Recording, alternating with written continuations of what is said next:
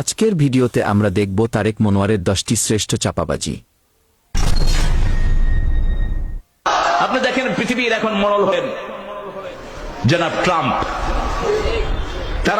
যিনার কথা হাদিসে এসেছে, বিশ্বনবী সাল্লাল্লাহু আলাইহি ওয়াসাল্লাম বলেছেন তিনি আমেরিকা শাসন করবেন। তারাম, এটা আরবিতে হলো তারাম।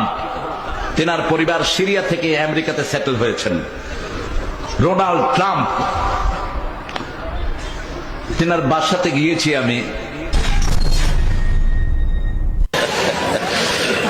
আমি ভালো ভালো টিচারের অনেক পুরস্কার আছে আমার, অক্সফোর্ডের, যে সেই ইউনিভার্সিটি না, আমার দেশের লোকের কাছে আমি বলতেই পারি, অক্সফোর্ড ইউনিভার্সিটি 3বার পাইছি ভালো টিচারের পুরস্কার, 3বার, আলহামদুলিল্লাহ। তো এখন থাকলে বোধহয় গোটা 20 হইতো। আমার প্রথম জীবনে আমি মনে হয় যে অনেক মুরব্বী হয়েছি। প্রথম জীবন বলছি এই জন্য, ইংল্যান্ডে যখন 1990 সালে আমি ইমামতি শুরু করি, তো একটা ছেলে আসছে আমার কাছে পড়তে, তোতলা ইংলিশ ছেলে। তো এসে বলতে কি করবে, ওটা করার আগেই তো তার অবস্থা খারাপ, টয়লেটে যাবে। আমি alright, you go, you don't have to take the permission.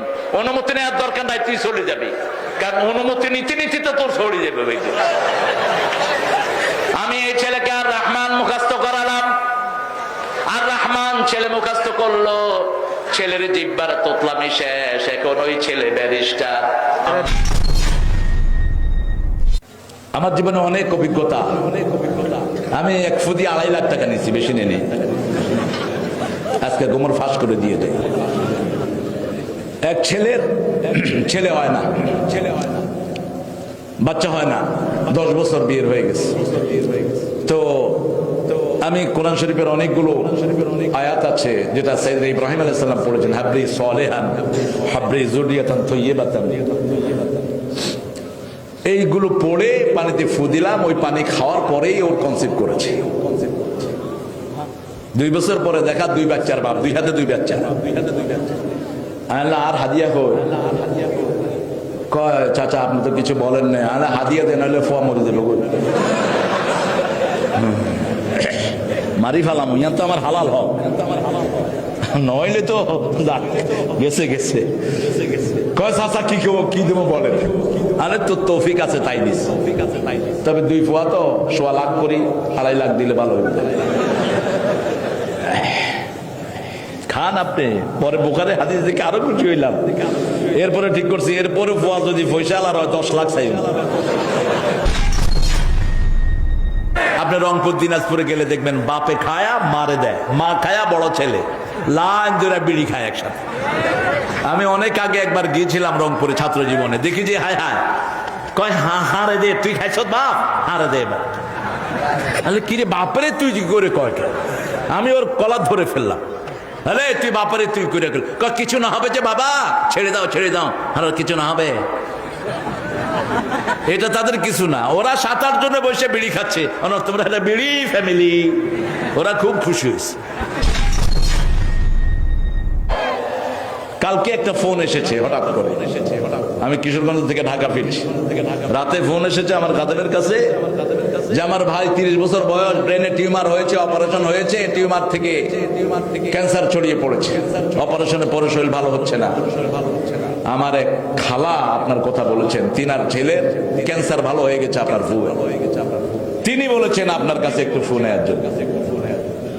আমি বললাম পানি নিয়ে আসো আর অলিভ অয়েল নিয়ে আসো। আজকে সকালে আসার আগে ফু দিয়ে আসছে। আজকে প্লেনে আসতে পারি নাই, কুয়াশা ছিল, প্লেনে আসতে গেলে আজকের প্রোগ্রাম হইতো না, দিনেরটাও হইতো না। ফুটবল